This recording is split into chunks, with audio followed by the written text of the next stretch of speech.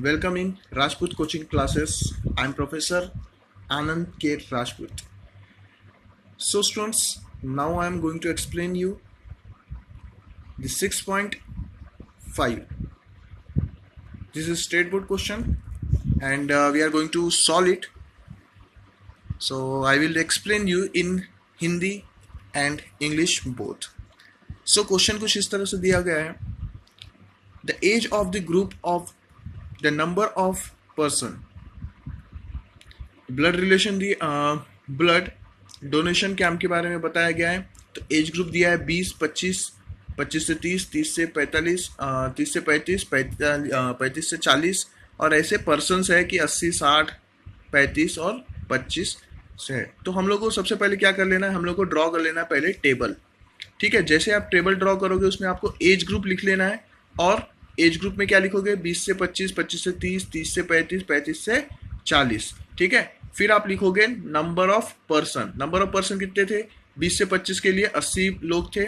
उसके बाद 25 से 30 के लिए 60, 35 तक के लिए 35 और 40 तक के लिए 25. ठीक है, तो इस सबका टोटल आपको करना जरूरी है. देखो students, 80, 60, 35, 26, all those number must be added because this number, the addition of whole number is required for our further calculation. तो आगे की कैलकुलेशन के लिए हमको इन सब का एडिशन जरूरी है, तो हमको पहले इसको ऐड कर लेना है. तो इसका एडिशन आ गया 200. ठीक है, उसको आप लिख लोगे. फिर आप लिखोगे measure of centre angle, because central angle के सिवाय आप पाई चार्ट नहीं बना पाओगे. तो पाई चार्ट ड्रॉ करना है तो सेंट्रल एंगल कैलकुलेट करना है. बहुत सिंपल तरीका है. आप क्या करोगे, सबसे पहले नंबर ऑफ पर्सन लिखोगे. डिनोमिनेटर में जो टोटल एडिशन आया था 200 वो लिखोगे. ठीक है, नंबर ऑफ पर्सन कितने हैं, पहले इसके लिए 20 से 25 के लिए 80, 80 डिवाइडेड बाय 200 लिख लिया हमने. उसको मल्टीप्लाई करोगे 360 से, यानी टोटल डिग्री जितना होता है एक पूरे सर्कल में तो होता है 360, तो उससे मल्टीप्लाई करना है और आपका आंसर आता है 144. इसी तरह से फिर क्या करोगे, आप 60 लिखोगे न्यूमरेटर में, डिनोमिनेटर में 200 लिखोगे, मल्टीप्लाई करोगे 360 से, आंसर आ जाएगा आपका 108. ठीक है, आप इसी तरह से सामने जाओगे. फिर 25 आपको न्यूमरेटर में लिखना है, फिर डिवाइड करना है 200 से. ठीक है, number of person divided by total number. ठीक है, तो टोटल नंबर 200 है, नंबर ऑफ पर्सन 35 है, तो 35 डिवाइडेड बाय 200 इंटू 360 यानी टोटल एंगल. ठीक है, पूरे एंगल, ये 360 कॉमन रहने वाला है तो हमेशा 360 से मल्टीप्लाई करना है. ठीक है, तो आंसर निकालेंगे हम लोग 63 आ जाता है. नेक्स्ट जाएंगे हम लोग 25 डिवाइडेड बाय 200 इंटू 360 और आपका आंसर आ जाता है 45. स्टूडेंट, ये तो हो गया हमारा कैलकुलेशन, सेंट्रल एंगल मिल गया. तो अब हम कैसे पाई चार्ट बनाएंगे इस पे चलते हैं. तो सबसे पहले आप क्या करोगे, एक सर्कल को ड्रॉ कर लोगे रेडियस लेकर के. ठीक है, उसके बाद क्या करोगे, आप एक लाइन ड्रॉ करोगे, वहां से लोगे फिर आप एंगल. तो पहला एंगल कितना था हमारा 144, तो 144 का एंगल लेके आपने ड्रॉ कर लिया है. उसका एज ग्रुप भी लिख दो, वो था 20 से 25 तक. सो नेक्स्ट एंगल आप लोगे जहां आपने पहला एंगल खत्म किया है. ठीक है, नेक्स्ट एंगल है 108, वहां से आप एक लाइन ड्रॉ कर लोगे, एज ग्रुप लिख लोगे. ठीक है, तो वो हो जाएगा 25 to 30 वाला एज ग्रुप. नेक्स्ट आप चलोगे 63 का एंगल निकालना है आपको, एज ग्रुप 30 से 35 के लिए, तो आप वो ड्रॉ करोगे और वो स्ट्रेट लाइन खींच लोगे. नेक्स्ट आपको वहां पे मार्किंग कर देनी है 45 एंगल की और उसका एज ग्रुप भी लिख देना है. तो ये आपका पाई चार्ट बन चुका है. नेक्स्ट क्वेश्चन आता है हम लोगों का, the marks obtain by the student in different subject are as follows and draw in a pie chart. ठीक है, तो आपको English, Marathi, science, maths, social science, Hindi, ये सब्जेक्ट्स के मार्क्स दिए गए हैं और इसका पाई चार्ट बनाने को कहा गया है. तो सिंपल है, अगेन आपको क्या करना है, एक ड्रॉ कर लेना है टेबल. टेबल ड्रॉ करने के बाद आपको क्या लिख लेना है, आपको पहले सब्जेक्ट्स लिख लेने हैं. ठीक है, सब्जेक्ट्स में जो जो नाम दिए गए थे उसके पास मार्क्स लिख लेने और सेंट्रल एंगल लिख लेना है. ठीक है, तो चलो हम लोग स्टार्ट करते हैं. सब्जेक्ट थे English, Marathi, science, maths, social science और हिंदी. उसके लिए जो मार्क्स थे वो एवरेज मार्क्स थे यहाँ पे 50, 70, 80, 90, 60 और 50. इन सब का एडिशन ये आता है 400. देखो स्टूडेंट, ये 400 यानी कि ये सबका एडिशन, जो मार्क्स में सबका एडिशन जरूरी है बिकॉज आगे के कैलकुलेशन में हमको इसको यूज करना है. नेक्स्ट, कैलकुलेशन सेंट्रल एंगल का करते समय हमको क्या करना पड़ता है, नंबर यानी कि जो मार्क्स थे 50 डिवाइडेड बाय टोटल काउंट यानी कि हमारा 400, 50 डिवाइड बाय 400 गुना 360, आंसर आ जाएगा आपका 45। फिर 70 डिवाइडेड बाय 400 गुना 360, आंसर आ जाएगा 63। कैसे आ रहा है, आप क्या कर रहे हो कि जो हमको मार्क्स चाहिए वो divided by total marks into 360 कर रहे हो। तो मार्क्स अभी कितना है, 80 के लिए कैलकुलेट करना है, डिवाइडेड बाय करेंगे टोटल मार्क्स यानी 400 से, और मल्टीप्लाई करेंगे उसको 360 से, फिर कैलकुलेट करके आंसर आता है हमारा 72। वैसे आगे 90 डिवाइडेड बाय 400 इंटू 360, आंसर आ जाता है आपका 81। फिर 60 डिवाइडेड बाय 400 इंटू 360, आंसर आ जाता है आपका 54। Next 50 divide by 400 into 360, answer आ जाता है आपका 45। अब इसका ड्रॉ करेंगे हम लोग पाई चार्ट। तो पाई चार्ट कुछ इस तरह से हमको दिखाई देगा। स्टूडेंट्स यहाँ पे पाई चार्ट बहुत इजीली आप देख सकते हो। यहाँ पे अलग अलग कलर से हम लोगों ने पाई चार्ट को डिनोट किया है। आप इन कलर्स के हिसाब से देखिए, यहाँ पे ब्लू कलर इंग्लिश के लिए दिया गया है और बाकी जो कलर है वो अलग अलग दिए गए हैं। तो आप उस हिसाब से वहाँ पे एंगल्स लिख लोगे और ड्रॉ कर लोगे। पाई चार्ट कुछ इस तरह से दिखने वाला है। नेक्स्ट क्वेश्चन आपका आता है कि in a tree plantation program the number of trees planted by the different class student. तो ये चीज़ वहाँ पे आ जाती है। तो आप डिफरेंट क्लास स्टूडेंट का पाई चार्ट बनाओगे। सबसे पहले वही आपको क्या कर लेना है, टेबल ड्रॉ कर लेना है, ठीक है। उसके बाद स्टैंडर्ड लिख लेना है, फिर नंबर ऑफ ट्रीज लिख लेना है और फिर मेजर ऑफ सेंट्रल एंगल लिख लेना है। स्टैंडर्ड थे 5th standard, 6th standard, 7th, 8th, 9th, 10th, ठीक है। उसके बाद नंबर प्लांटेड ट्री है 5th के लिए 40 है, फिर 50 है, फिर 75, 50, 70 और 75। इन सब को आप ऐड करोगे, ठीक है। Number of tree, total number of tree निकालने के लिए सबको ऐड करना है। तो वो आएगा आपका 360। अब देखो यहाँ 360 आ गया डिनोमिनेटर में रहने वाला है, तो हमारा कैलकुलेशन बहुत इजी हो जाता है। तो number of tree 40 divided by total number of tree 360 into total angle 360, ठीक है। तो 360 कैंसिल, आंसर आएगा 40। फिर 50 बाय 360 इंटू 360, आंसर आएगा 50, ठीक है। 75 डिवाइडेड बाय 360 इंटू 360, अब इसको कैंसिल हो जाएगा, 360 75 आ जाएगा। 50 डिवाइडेड बाय 360 इंटू 360, आंसर आ जाएगा 50।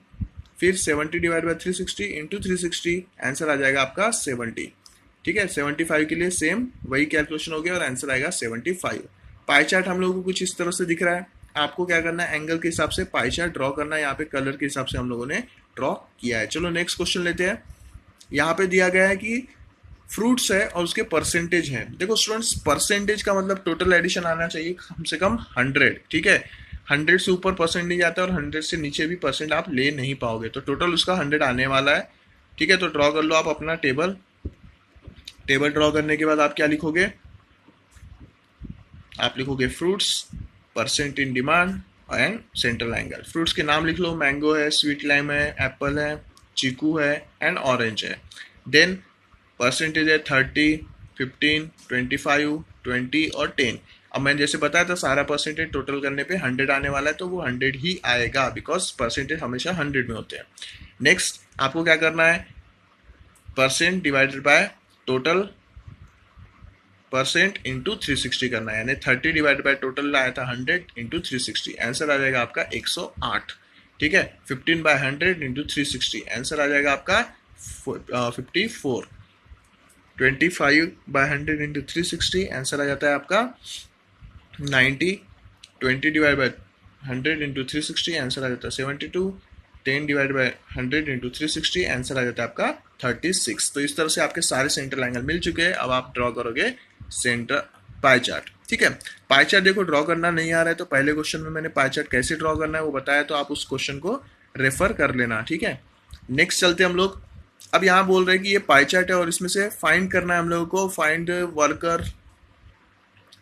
Workers 10,000, how many, if the total workers are 10,000, how many are working in a field of construction, फिर working in a administration and working in a production. तो central angle का formula क्या होता है, workers in a field divided by total number of worker into 360, ठीक है। तो अब हम इसको कैलकुलेट करेंगे। तो पहले क्वेश्चन के लिए कर रहे हैं हम लोग, तो हम लोग को पहले दिया गया है कि कंस्ट्रक्शन में कितने वर्कर है वो फाइंड करो, ठीक है। तो सेंट्रल एंगल का फार्मूला क्या रहेगा, वर्कर इन कंस्ट्रक्शन यानी कि x divided by total number of worker जो कि हमको दिया गया है इंटू 360।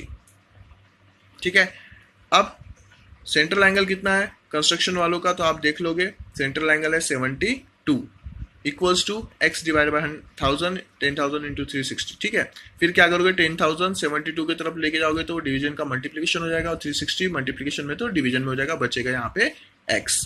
फिर आंसर आपका कैलकुलेट करने पे आ जाता है 2000। ठीक है, तो नंबर ऑफ कंस्ट्रक्शन वर्कर जो है वो है 2000।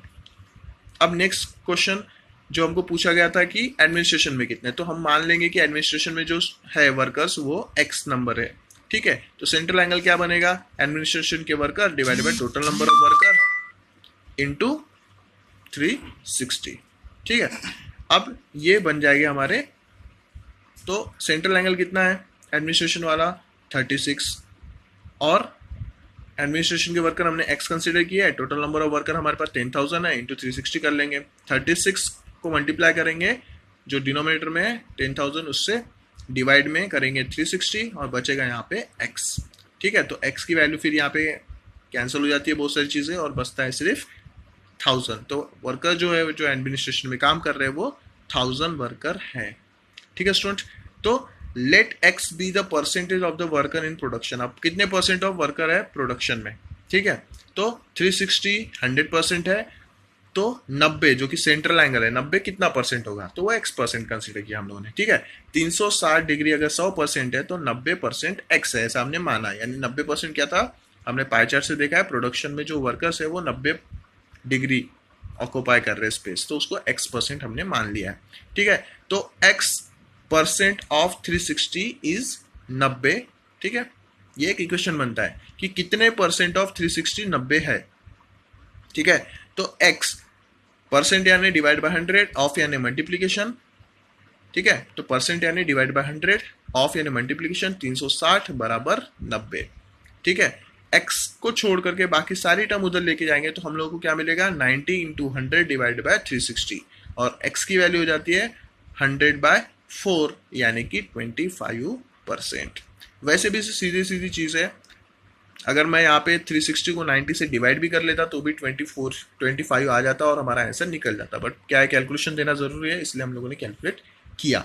नेक्स्ट क्वेश्चन आ जाता है कि हम लोगों को पाई चार्ट दिया और उसे सॉल्व करना है, हम लोग को पता करना है कि कितना शेयर किसका है। ठीक है, तो सेंट्रल एंगल का एक सिंपल सा फार्मूला हम लोग बना लेते हैं, इन्वेस्टमेंट इन फील्ड किसी भी फील्ड में divided by total investment into 360। अब यहाँ पे हम लोग क्या करेंगे इन्वेस्टमेंट इन शेयर निकालेंगे, तो इन्वेस्टमेंट इन शेयर दिया हुआ है 2000। ठीक है, अब एंगल ऑफ शेयर कितना दिया है हम लोग को 60 डिग्री, तो 60 डिग्री यानी angle of share is equals to investment divided by total investment into 360 हम लोग कर लेंगे। ठीक है, ये हमारा फार्मूला बन गया। अब सेंट्रल एंगल हमको 60 दिया है, इन्वेस्टमेंट हम लोग को पता करना है शेयर्स में कितनी है, टोटल इन्वेस्टमेंट हमारे पास दिया हुआ है, तो ये सारी चीज़ों को हम लोग यहाँ पे पुट कर देंगे।